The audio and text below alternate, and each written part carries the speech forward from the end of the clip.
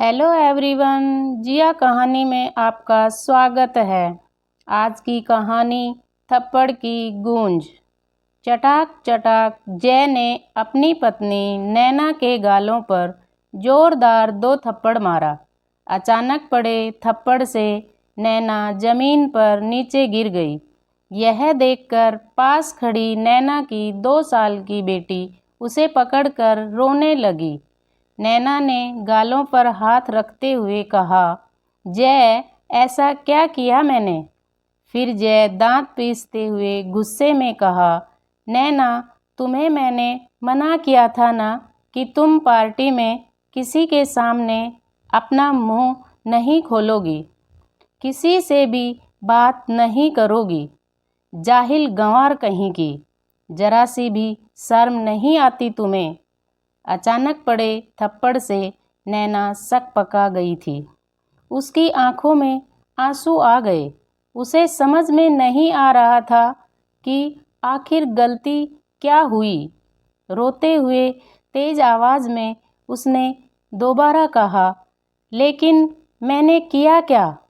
जय ने गुस्से में तमतमाते हुए कहा, अच्छा किया क्या? क्यों कहा कि मुझे अंग्रेजी में आपकी बात समझ नहीं आई। आप हिंदी में पूछिए तो मैं आपको बता सकती हूँ।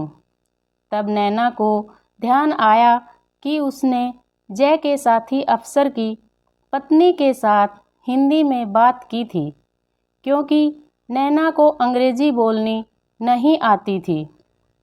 गांव के कॉलेज से बीए पास नैना की शादी उसके बड़े पापा ने अपने नज़दीकी मित्र के बेटे जय से करा दी, जो एक सरकारी अफसर था।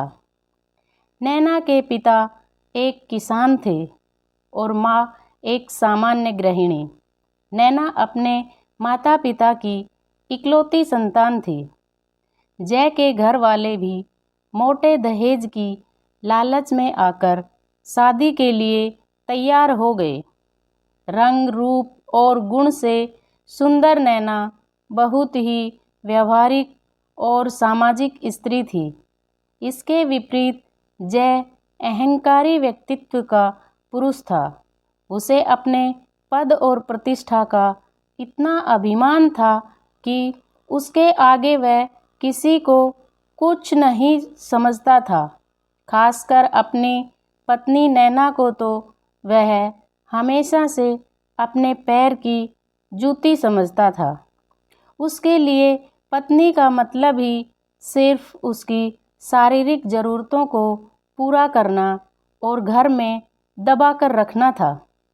3 साल की शादी में ऐसा कोई दिन नहीं था जब जय ने नैना को उसके पढ़ाई और नौकरी पेशा ना होने पर तंज ना कसा हो या उसके साथ हिंसा ना की हो। बात बात पर नैना को थप्पड़ मारना तो उसके लिए आम बात थी। रोज रोज की मारपीट से नैना परेशान हो चुकी थी, लेकिन आज उसने तय किया कि वह अब चुप नहीं रहेगी। उसने खुद को संभालते हुए आंखों से बहते आंसुओं को पोंछते हुए जय से कहा, हाँ, मुझे नहीं आती शर्म इस बात को स्वीकारने में कि मुझे फर्राटेदार अंग्रेजी बोलनी नहीं आती, लेकिन इस वजह से मेरा कोई वजूद नहीं, इस बात को भी मैं नहीं मानती।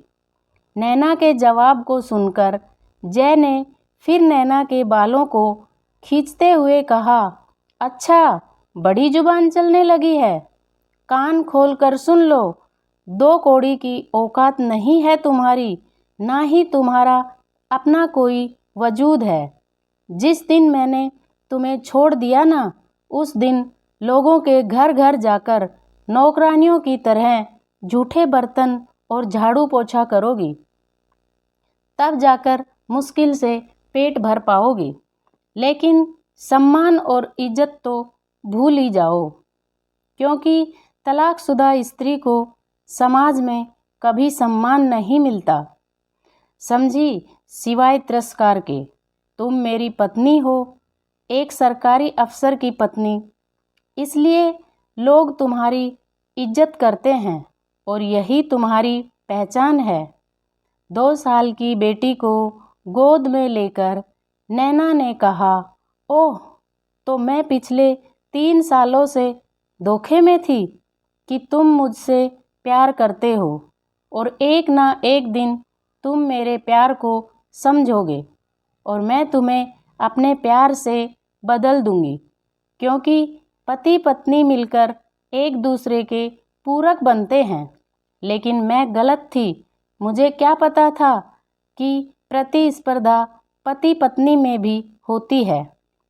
ठीक है जय, मैं जा रही हूँ, हमेशा हमेशा के लिए तुम्हारी जिंदगी से।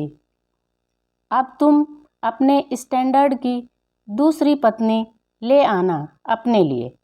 मैं तलाक के पेपर भेज दूंगी, कहकर नैना वापस अपने गांव अपने माता पिता के पास चली गई। विकट परिस्थितियों में भी नैना ने कभी हार नहीं मानी। समाज के ताने उल्हाने सहती नैना अब सामाजिक कार्यों में जुट गई और अपने दर्द को कलम की सहायता से डायरी के पन्नों में समेटने लगी। लेकिन कहते हैं ना कि सूर्य की तेज रोशनी को काले घने बादल भी नहीं ढक सकते। उसी प्रकार नैना की प्रतिभा भी कब तक समाज से छिपी रह सकती थी। नैना को भी प्रसिद्धि मिली पूरे 20 साल बाद, कड़े परिश्रम के बाद। आज जब नैना और जय का आमना सामना हुआ तो पुरानी सारी कड़वी बातें याद आ गई। भीड़ से पूरा सभागृह तालियों से गूंज रहा था। आज नैना की उपलब्धियों के सम्मान में उसे महामहिम राष्ट्रपति ने समाज में महिलाओं के सामाजिक सुधार एवं उनके लिए स्वरोजगार पैदा करने के साथ साथ घरेलू हिंसा की शिकार महिलाओं को न्याय दिलाने एवं उनकी शिक्षा के लिए जागृत करने के लिए पुरस्कार मिलना था। नैना हिंदी में सबसे मिलजुल कर बात कर रही थी। भीड़ में जय भी हाथ बांधे पीछे लाइन में खड़ा हुआ था, नजरें झुकाए। जय को आज समझ में नहीं आ रहा था कि जिसे वह गंवार समझता था, दरअसल वह तो बहुमुखी प्रतिभा की धनी थी। नैना आज समाज में प्रसिद्ध लेखिका और समाज सुधारक थी, जिसका सब सम्मान करते थे। आज उसे आगे बढ़कर बधाई देने में भी संकोच हो रहा था। तभी एक पत्रकार आगे बढ़कर नैना से अंग्रेजी में सवाल पूछा तो नैना ने आज फिर नम्रतापूर्वक हाथ जोड़कर कहा, महोदय, कृपया अपना प्रश्न हिंदी में पूछें, मुझे अंग्रेजी नहीं आती।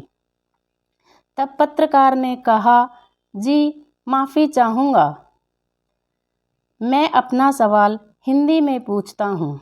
मैडम, आपके मन में सामाजिक सेवा का ख्याल कैसे आया? अपनी सफलता का श्रेय आप किसे देना चाहेंगी? आज जहाँ लोग इंग्लिश मीडियम में अपने बच्चों को पढ़ा रहे हैं, बात कर रहे हैं, वहाँ आप हिंदी में लिखते हैं। क्या आपको कभी असफलता का डर नहीं लगा? तब नैना ने कहा, जी नहीं, मुझे हिंदी बोलने लिखने में शर्म नहीं आती। और जैसा कि हम सब जानते हैं कि परिस्थितियों से बड़ा गुरु कोई नहीं होता। कठिन परिस्थितियां हमें मजबूत बनाती हैं। इसलिए आज मैं उस व्यक्ति का दिल से आभार व्यक्त करना चाहती हूँ जिसने मुझे अपने जीवन और घर से मुक्त कर मेरे स्वाभिमान को जगाया। वह व्यक्ति मेरे जीवन के ऐसे गुरु हैं जिनके दिए गमों ने मेरे अंदर दबे आत्मविश्वास और आत्मसम्मान को जीवन में नई दिशा एवं कुछ कर गुजरने के जुनून को जगाया। जिन्होंने मुझे सामाजिक रिश्ते से आज़ाद कर घर के बाहर समाज में आकर सांस लेने का और समाज के लिए कुछ करने का मौका दिया। बेशक आशीर्वाद और साथ मेरे माता पिता का मुझे मिला, लेकिन परिस्थितियों की ठोकर उसी व्यक्ति से मिली। इसलिए मैं उनका आपके माध्यम से धन्यवाद करती हूँ। साथ ही हर महिला पुरुष से कहना चाहूँगी कि हमारी सफलता में हमारी भाषा कभी बाधक नहीं बन सकती और हिंदी तो हम सभी भारतवासियों के दिल की भाषा है।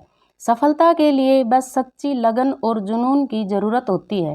थोड़ी देर बाद मौका मिलते ही नैना को अकेला देखकर जय उसके सामने आकर खड़ा हो गया और उसने कहा, नैना अपनी गुड़िया कैसी है? अब तो बड़ी हो गई होगी। नैना ने कहा, मेरी बेटी बिल्कुल ठीक है और अब पढ़ाई के साथ साथ मेरे ही सामाजिक कार्यों में मेरी मदद करती है। जय ने कहा, नैना तुम ऐसा क्यों कह रही हो? वह मेरी भी बेटी है, मुझे माफ़ कर दो। मैं तुम्हारी अहमियत नहीं समझ पाया। तुम्हारे जाने के बाद मैंने अपनी ही ऑफिस की महिला साथी अफसर से शादी की, 2 बेटे भी हैं, लेकिन मेरी कोई इज्जत नहीं, ना ही मेरी कोई अहमियत है। मेरी पत्नी मुझे बात बात में बदनाम करने और मेरा कैरियर ख़त्म करने की धमकी देती है और मैं चुपचाप सुनता हूँ क्योंकि मैं कुछ नहीं कर सकता। चुपचाप खड़ी जय की बातों की को सुनती नैना ने आखिर में हाथ जोड़कर कहा, महोदय, मैं असहाय लोगों की मदद करती हूँ, लेकिन आप तो खुद सक्षम हैं, मैं आपकी कोई सहायता नहीं कर सकती। तभी नैना की बेटी वहाँ आ गई और वह अपनी बेटी के साथ वहाँ से चली गई।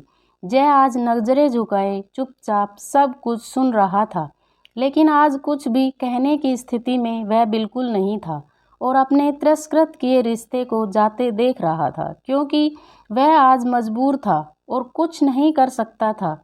लेकिन नैना आज मजबूत थी। दोस्तों, उम्मीद करते हैं कि यह कहानी आप सबको पसंद आई होगी। कहानी का उद्देश्य इतना है कि हम अक्सर कहते हैं कि ऐसा सिर्फ कहानियों में हो सकता है, लेकिन हम यह भूल जाते हैं कि कहानियाँ बनती तभी हैं जब ऐसी घटनाएं होती हैं। उन घटनाओं से प्रेरित होकर ही कहानियाँ लिखी जाती हैं और महिलाएं तो शक्ति स्वरूपा होती हैं। अगर वह कुछ करने की ठान लें तो फिर कोई शक्ति उन्हें कभी हरा नहीं सकती। दोस्तों, ऐसी ही कहानियाँ पढ़ने के लिए चैनल को सब्सक्राइब करें, वीडियो को लाइक एंड शेयर ज़रूर करें। पूरी कहानी पढ़ने के लिए धन्यवाद।